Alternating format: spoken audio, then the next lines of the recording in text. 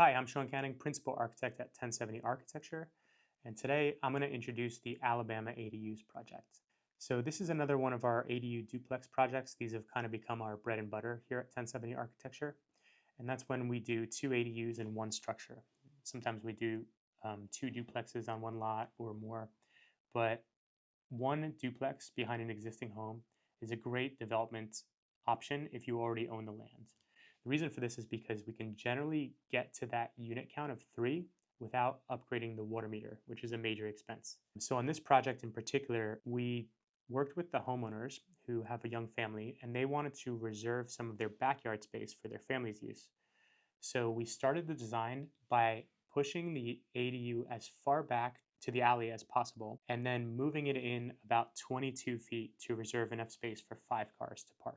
So while this is an ADU project and a lot of the criticism of ADU projects is there's not enough parking, this particular project has plenty of parking for 3 units. So this is another one where we have one unit over another unit. So there's a ground floor, 2-bedroom, 1-bath ADU with a second story, 2-bedroom, 1-bath ADU, basically stacked right over the top of each other.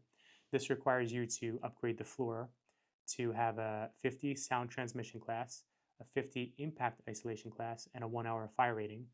This is going to provide more comfort to the tenants downstairs because they don't have to deal with as much noise that the tenants above them are making. We do consider exterior space to be an ideal in San Diego, so both units have exterior space.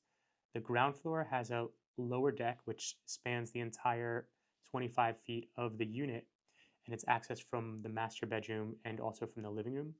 And the second floor unit has an exterior deck that is also used for their entry. One of the interesting things about this project is while we did install more plumbing than would have been allowed on a 3/4 inch meter, the client was actually pretty lucky because they had a 1-inch line installed by the city to a 3/4 inch meter. So it's a rare case when this happens.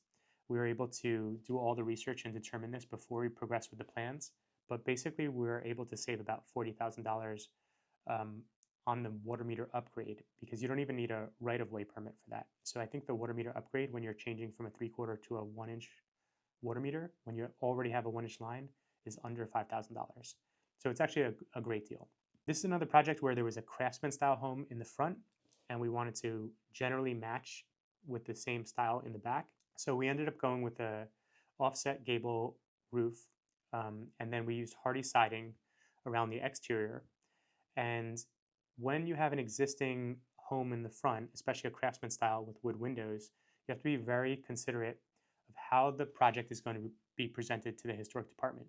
So they generally want something that's going to be distinct yet complementary. So those are the two adjectives you're kind of working around. This means that if the front home has lap siding, and most of these historic craftsmen have 3-inch wood lap siding, you're going to want to use a similar lap siding on the new ADU. And in this case, we used hardy with a 6-inch lap. So because it's both lap, the historic department would view this as complementary, but because there's 2 different sizes of the lap, they would read this as distinct. So that's what they're looking for here. And when you do it like this, you don't have to ever really resolve the historic designation of the unit of the existing home. So it'll save you money and it'll save you a lot of effort in the permit process. We also vaulted the ceiling on the second floor here, so the second story ADU feels much larger than it is. And I believe we kept both units to 750 square feet.